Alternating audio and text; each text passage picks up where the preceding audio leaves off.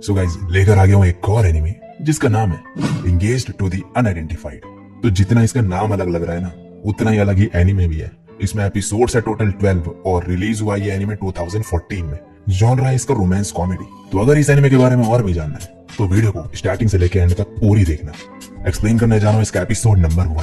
Episode शुरू होता है और एक लड़की दिखाई जाती है जो बोल रही होती है, मैं कहाँ हूँ और मैं क्या कर रही हूँ यहाँ पे। असल में ये एक सपना देख रही होती है और खड़ी होके फिर विंडो से पर्दा हटाती है और सामने का व्यू देख के काफ़ी खुश हो जाती है। अब एक सीन दिखाया जाता है जिसमें एक लड़का और उसके साथ एक छोटी लड़की ये कहीं जा रहे होते हैं और यहाँ ये लड़की बोल रही होती है, मैं हूँ कोबेनो योनोमोरी और आज मेरा 16th बर्थडे है।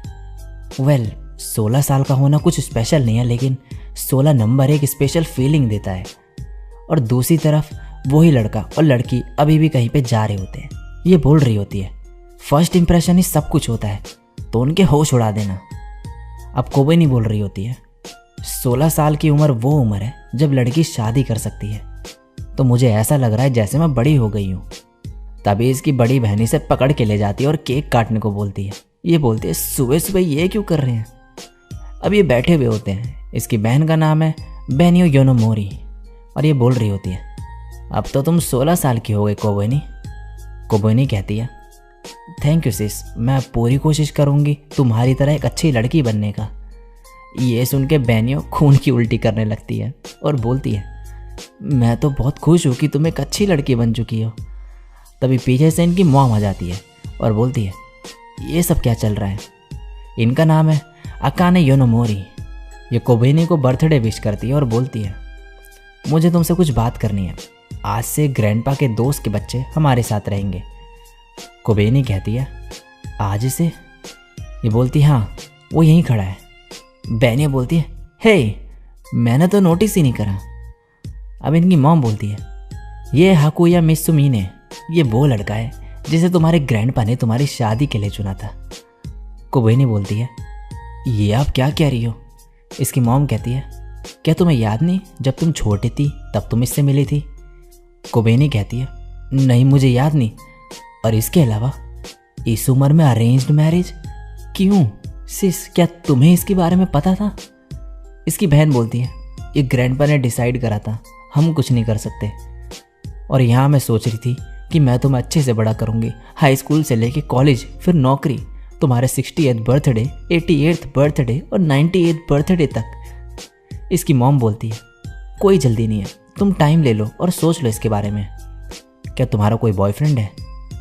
कोबेनी कहती है, नहीं लेकिन मैं ही क्यों, सिस भी तो एक लड़की है। इसकी मॉम कहती है, बेनियो के पास लुक्स हैं लेकिन पर्सनैलिटी वैसे नहीं है जैसे होनी चाहिए थी, और वो तुमसे बड़ी भी है। बेनियो बोलती है, क्या तुम इस बात से डिसएग्री नहीं करोगे कोबेनी। और फिर हाकुया के पास जाके कहती है, ओए तुम यहाँ तब से खड़े ही हो, याद रखना कि तुम मेरी सिस के साथ इंगेज्ड हो। क्या पता भी है इसका मतलब क्या है। हाकुया बोलता है, मैंने बड़ा होते हुए काफ़ी सुना है लोगों से इसके बारे में। कोबेनी बोलती है, और तुमने ही एक्सेप्ट कर लिया। एनीवेज मुझे इसका हिस्सा नहीं बनना, और यहाँ से भाग जाती है फिर। और फिर बोलती है, लगता है मैं कुछ ज़्यादा ही रूड हो गई। तभी घर की बेल बजती है। कोबेनी दरवाज़ा खोलती है, यहाँ होती है वही छोटी बच्ची। ये बोलती है, तुम कोबेनी योनोमोरी होगी, जितना सोचा था उससे ज़्यादा छोटी हो तुम। मैं हूँ माशिरो मित्सुमिने, हाकुया की छोटी बहन और तुम्हारी सिस्टर इन लॉ। अपने नासमझ भाई को इस टाउन में अकेले नहीं आने दे सकती थी मैं, मुझे इसकी चिंता थी तो मैं भी साथ आ गई। बेनियो बोलती है, रियली, यहाँ एक छोटी बच्ची है, हम अब क्या करें कोबेनी। और यहाँ माशिरो केक खाती है और बोलती है, ये डिलीशियस है, तो केक ऐसा होता है। कोबेनी बोलती है, तुमने पहले कभी केक नहीं खाया क्या। माशिरो बोलती है, मैं पहाड़ों में रहती थी। इसके बाद ये कोबेनी को बोलती है, मुझे दूध क्यों दिया। कोबेनी कहती है, मुझे लगा कॉफ़ी या चाय से बेटर रहेगा ये, क्या तुम्हें पसंद नहीं दूध। माशिरो बोलती है, नहीं मुझे पसंद है, और एक परफेक्ट लड़की ही मित्सुमिने फैमिली में शादी कर सकती है। मैं तुम्हें शेप में ला दूंगी, तो क्या तुम रेडी हो। तभी बेनियो बोलती है, रुको ज़रा, मैं अपनी क्यूट बहन दे रही हूँ तुम्हें, और दूसरी तरफ ये लड़का जिसका कोई प्रेजेंस ही नहीं है, क्या ये एक सही लड़का है? हाँ। माशिरो बोलती है ये ऐसा ही पैदा हुआ था तो तुम्हें यह झेलना होगा। और कोबेनी मन में बोल रही होती है आखिर चल क्या रहा है? और मॉम ने कुछ सोचा भी नहीं ये सब एक्सेप्ट करने से पहले। क्या वो भूल गई कि खाने की इंचार्ज मैं हूँ? हमारे पास 2 और लोगों के खाने के लिए खाना नहीं है। और जोर से चिल्लाती है, फिर बोलती है मैं बाहर जा रही हूँ। माशिरो बोलती है मेरी बात ख़त्म नहीं हुई अभी। कोबेनी कहती है मैं शॉपिंग करने जा रही हूँ, यहाँ 2 और लोगों के लिए खाना नहीं। और जब जा रही होती है इसका पैर फिसल जाता है, ये गिर जाती है, लेकिन तभी हाकुया इसे बचा लेता है। ये बोलती है तुम यहाँ क्या कर रही हो? हाकुया कहता है मैंने सोचा तुम्हें अकेले जाने देना सही नहीं रहेगा, तुम मेरे लिए स्पेशल हो तो मुझे तुम्हें प्रोटेक्ट करना होगा। कोबेनी कहती है ये क्या बोल रही हो तुम? और वैसे भी शॉपिंग पे जाना डेंजरस नहीं। हाकुया बोलता है लेकिन तुम लगभग गिर ही गई थी अभी। कोबेनी फिर बोलती है थैंक यू। और हाकुया इसे कहता है मैं तुम्हारा बैग पकड़ सकता हूँ। इसको काफ़ी सामान लाना था तो ये इसे भी अपने साथ ले जाती है। और जाते वक्त कह रही होती है इसके दिमाग में आखिर चल क्या रहा है? इसने बोला मैं इसके लिए स्पेशल हूँ और ये मुझे मेरे फर्स्ट नेम से भी बुला रहा है।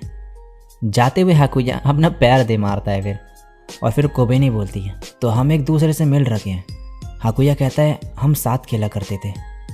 कोबेनी कहती है मुझे याद नहीं कुछ, जब मैं छोटी थी मेरा एक्सीडेंट हो गया था तो उसके पहले का मुझे कुछ भी याद नहीं, आई एम सॉरी। तभी हाकुया इसके सर पे हाथ रख देता है और ज़ोर से हिलाने लगता है। कोबेनी कहती है ये क्या कर रहे हो?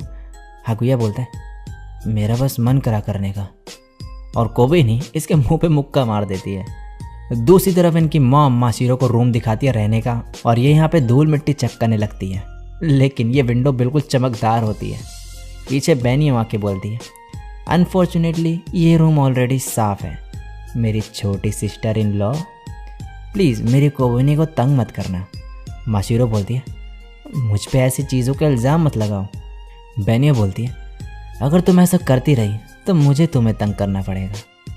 और इसे डराने लगती है और तभी ये भागते हुए जाती है और हाकुया की पीठ पे चढ़ जाती है। फिर बोलती है ये तुम्हारे मुंह पे क्या हुआ? नेक्स्ट सीन में कोबेनी माफ़ी मांगती है हाकुया को मारने के लिए। माशिरो बोलती है हाकुया कुछ भी बोल देता है बिना सोचे समझे और इसलिए लोग इसे गलत समझ लेते हैं। कोबेनिया बोलती है ये एंगेजमेंट वाली चीज़ हुई कैसे? माशिरो बोलती है जहाँ हम रहते हैं वहाँ ये सब काफ़ी कॉमन है।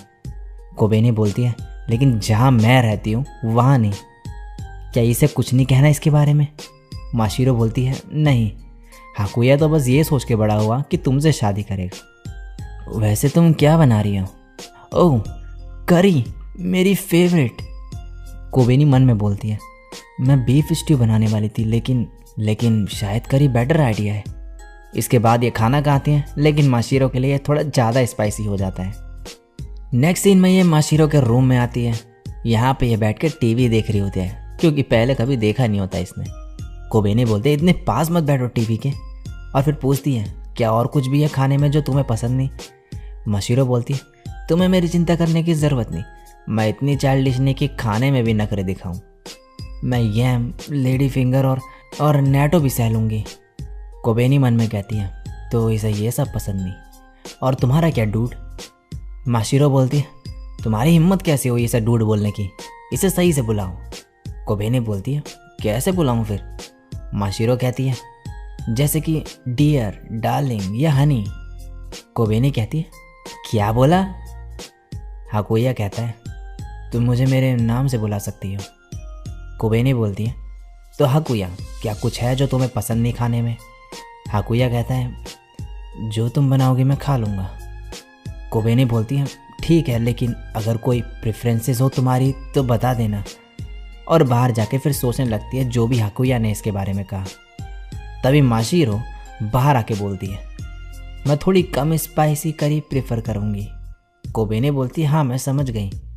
तभी पीछे से बेनियो आ जाती है और बोलती है माशिरो मैंने तुम्हें बताया नहीं कि बाथरूम कहाँ है, मैं तुम्हें एक ग्रैंड टूर दे दूँगी तो मेरे साथ क्यों नहीं आती तुम? और माशिरो फिर डर जाती है और यहाँ से भाग जाती है। कोबेनी बोलती है चीज़ें और भी अजीब होती जा रही है। अगले दिन सुबह ये स्कूल जा रहे होते हैं। माशिरो हाकुया को सब समझा रही होती है कि उसे क्या क्या करना है वहाँ पे जाकर और क्या नहीं। और बोल रही होती है कि रेड लाइट मतलब स्टॉप और ग्रीन लाइट मतलब गो। कोबेनी बोलती है इसने ट्रैफिक लाइट्स तो देखी ही होगी, और ये दोनों शांत हो जाते हैं।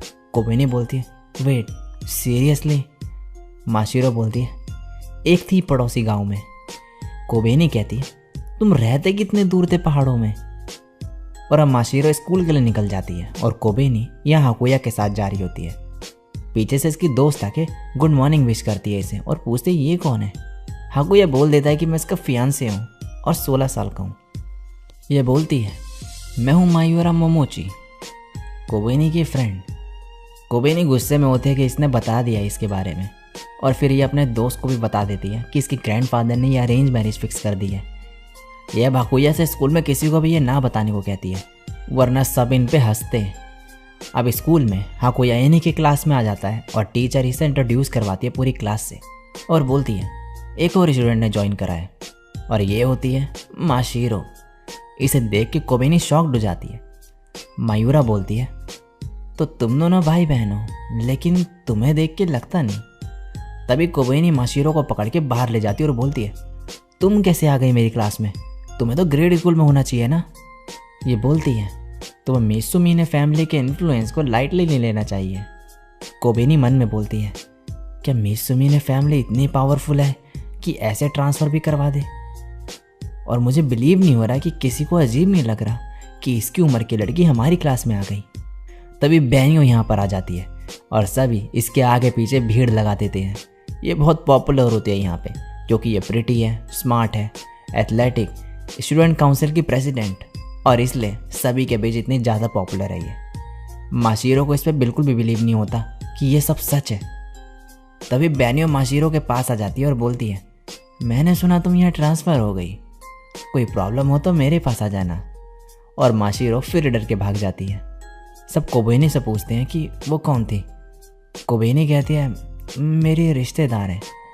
पीछे एक लड़की बोल रही होती है मैं बिलीव नहीं कर सकती कि मैं लेडी बैनियो के साथ स्टूडेंट काउंसिल में होंगी, मेरी तो लॉटरी लग गई। अब मायूरा बोल रही होती है मुझे एंट्रेंस सेरेमनी याद है अभी भी, जब सबको पता लगा था बैनियो की बहन स्कूल ज्वाइन कर रही है, सबने भीड़ लगा दी थी वहाँ।